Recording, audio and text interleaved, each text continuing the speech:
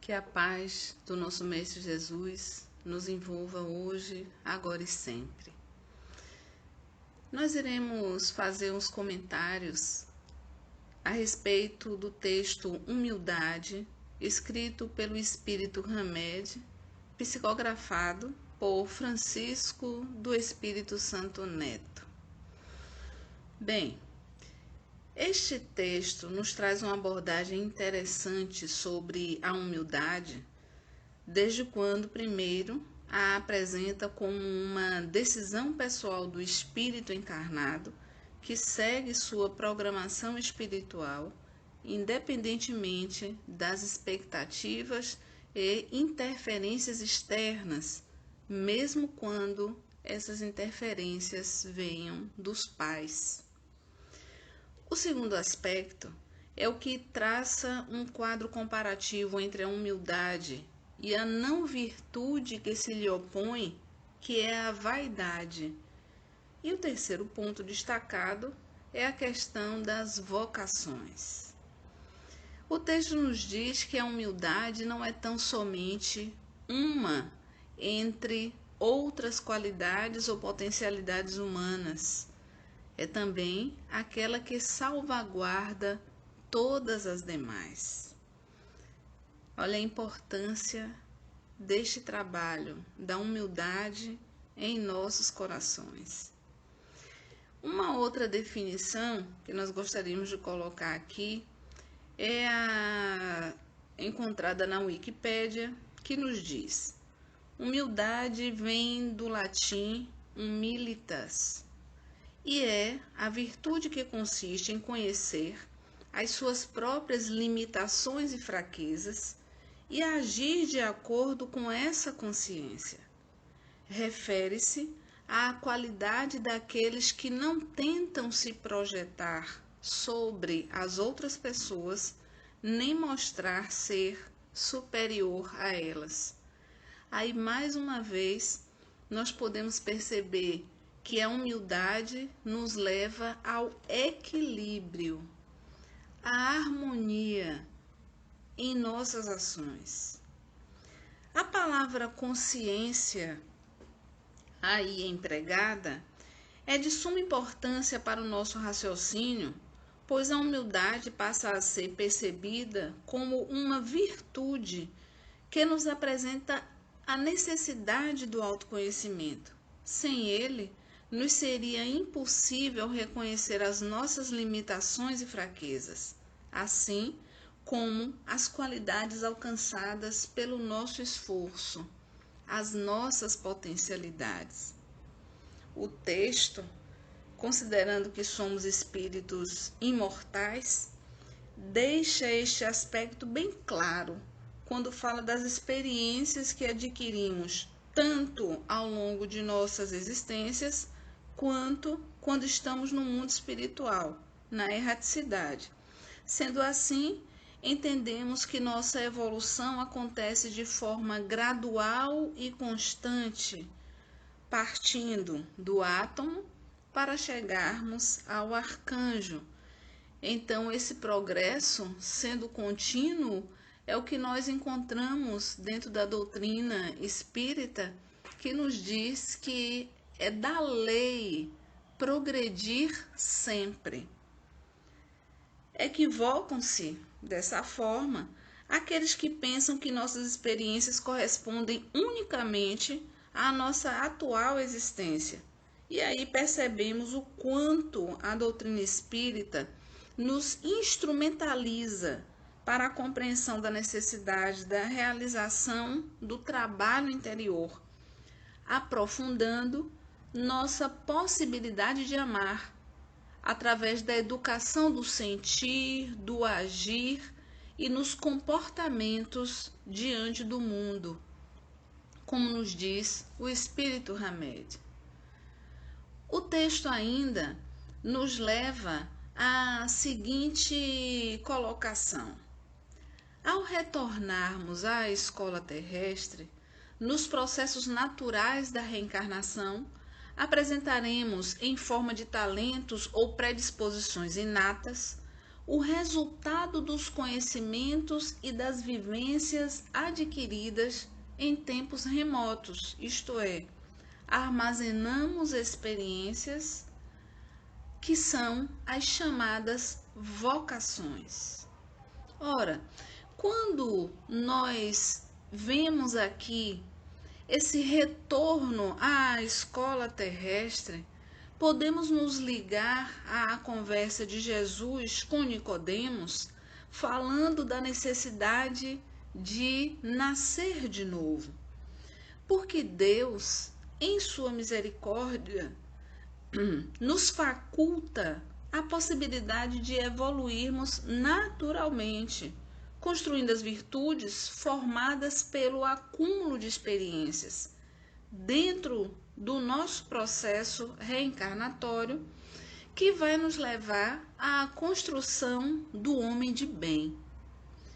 O texto, ele é interessante, pois nos faz ver a humildade não como uma virtude talvez erroneamente entendida, como se fosse obrigatório agir com uma submissão inconsciente. Submissão à vontade de Deus significa trabalho interior de renovação. Então, este trabalho tem que ser realizado de forma consciente. É a nossa vontade trabalhando, porque nós temos um objetivo maior a atingir, que é justamente o nosso progresso, a nossa perfeição relativa a Deus. Aquele que age com humildade tem consciência de si como espírito que é, filho de Deus e munido de inúmeras possibilidades para crescer diante da misericórdia divina. Não é como a vaidade, que é essa não virtude que se opõe à humildade, pois ela é um sentimento que leva o ser humano a agir de forma a buscar exteriorizar o que na verdade não é. Ela leva o ser humano a afastar-se do centro de si mesmo, por fundamentar-se no desejo de que suas qualidades físicas ou intelectuais sejam reconhecidas ou admiradas pelos outros, às vezes até de maneira forçada, e por isso mesmo se cega diante do chamado natural, que é a vocação,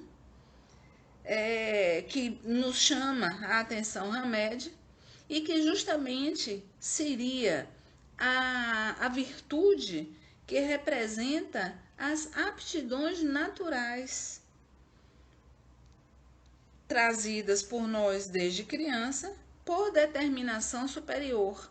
Então, ela se mostra aí afastada da humildade, porque a humildade, ela entende que as aptidões naturais é que têm que ser vivenciadas, porque aí elas vão alimentar o nosso desenvolvimento físico, psíquico e espiritual. Então, a vaidade nos afasta dessa realidade, nos cega. Então, se nós não enxergamos, não agimos com verdade, a verdade que deveria existir na proporção da nossa aceitação do que nos é dado pelo trabalho que vem sendo realizado ao longo das nossas encarnações, onde nós vamos adquirindo experiências e, portanto, nós trazemos esse cabedal de conhecimento em nós. É algo que não é possível a ninguém tirar do outro, porque isso é realização pessoal pela essa aquisição de potencialidades e o trabalho que pode ser realizado através delas. Mas então, onde está a dificuldade de sermos naturalmente humildes? Somos espíritos devedores e nem sempre temos orientadores ao nosso lado que aceitam com alegria e boa vontade a nossa vocação. Ou seja, esses orientadores são muitas vezes os próprios pais, alimentados por suas vaidades pessoais, que desvirtuam as tendências naturais dos filhos, que visam a construção de um mundo melhor, com simplicidade e coerência. O que os pais então responderiam quando passassem para o mundo espiritual e se vissem a braços com a pergunta: o que fizeste do filho que te confiei? A responsabilidade da condução de um ser humano não é pequena. Justamente por sermos espíritos comprometidos com a lei de Deus, buscando essa renovação interior, é que devemos observar as aptidões que foram trazidas do mundo espiritual. Em lugar de orientar uma criança que esteja sob a nossa responsabilidade a tomar atitudes que são contrárias ao seu modo de sentir e pensar, e a adotar ideias de ética, moral, religião e filosofia em desacordo com o seu senso interior. O que seria de Chico Xavier se nós estivermos fazendo essa comparação daqueles pais que desvirtuam as virtudes já construídas por aqueles seus filhos?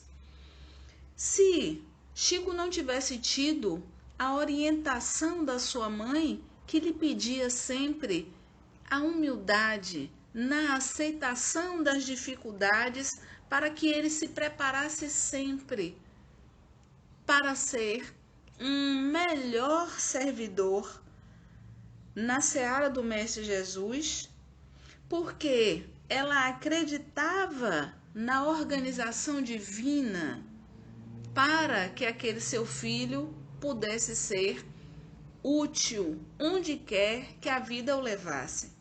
E Chico acreditava nisso. Então, ele, vendo a possibilidade de servir, bem aproveitou. E nós temos esse exemplo de Chico, porque ele faz parte desse nosso crescimento, porque ele se colocou como um instrumento através do qual diversas orientações nos chegam, e assim se tornou um exemplo natural. Então, quantos de nós estamos encarnados, que estamos encarnados agora, estamos dando prosseguimento às nossas vocações sem desvirtuá-las, nos utilizando de conveniências que atendem ao mundo em lugar de atendermos ao chamado divino? O texto nos diz que a humildade é o contraposto da vaidade. O humilde demonstra conexão com o mundo interior, demonstra sociabilidade amistosa, jovialidade espontânea e vivacidade singular. Ao passo que o vaidoso se conecta com o exterior, porque ele se preocupa com a aparência ou com a paixão pelo aplauso. A doutrina espírita deixa muito claro que devemos confiar mais na misericórdia divina, que não deixemos as insatisfações, as queixas nos vendarem os olhos, deixando de reconhecer que as bênçãos são muito maiores que as dores, conforme nos diz o Evangelho. Atentemos para a realidade de que somos espíritos eternos e não um corpo de carne. E aí nós podemos ter um exemplo de Saulo de Tarso. Se ele não se despisse da vaidade que um doutor da lei poderia usar, ele não teria a condição de se mostrar esse servo humilde, perguntando a Jesus, quando ele viu aquela luz no caminho de Damasco: que queres que eu faça? Foi imediato, porque se ele estava com o seu pensamento, como nós podemos dizer, obnubilado pela ilusão que ser um doutor da lei lhe promovia, ele entendeu através da luz que ele tinha um caminho muito mais forte, muito mais seguro a seguir, e se torna esse discípulo de Jesus, fazendo com que a vaidade saísse, mas saísse de si através do trabalho de renovação diário, no autoconhecimento, mostrando tudo o que ele poderia fazer em nome de Jesus, com toda a sinceridade do seu coração. Então observemos, será que estamos deixando de lado nossa vocação para o bem, para atendermos aos apelos do mundo exterior? Nós queremos Jesus ou queremos o mundo? Para nós encerrarmos essas nossas elucubrações, pensemos nos caracteres do homem de bem. E na pergunta 918 de O Livro dos Espíritos, Kardec pergunta o seguinte: por que indícios se pode reconhecer em um homem o progresso real que lhe elevará o espírito na hierarquia espírita? A resposta que lhe foi dada: o espírito prova sua elevação quando todos os atos de sua vida corporal representam a prática da lei de Deus e quando antecipadamente compreende a vida espiritual. Jesus já nos fez o convite de nós sermos brandos e humildes como ele o foi. E como ele disse que nós poderíamos fazer o que ele fez e muito mais, esse convite continua aberto a todos nós para que realizemos essa nossa renovação através dessas nossas aptidões, através da vocação que nós trazemos, e assim nós teremos a consciência perfeita do caminho que nos foi mostrado, a fim de que nós tivéssemos essa condução da humildade, renovando as nossas disposições íntimas, para que nós sejamos vencedores dentro dessa nossa encarnação. Este é o caminho para o qual a humildade nos leva. Que nós possamos nos envolver cada dia mais na paz que o Mestre Jesus nos envolve, para que assim nós encontremos a felicidade em nosso coração através do serviço ao nosso próximo. Muita paz.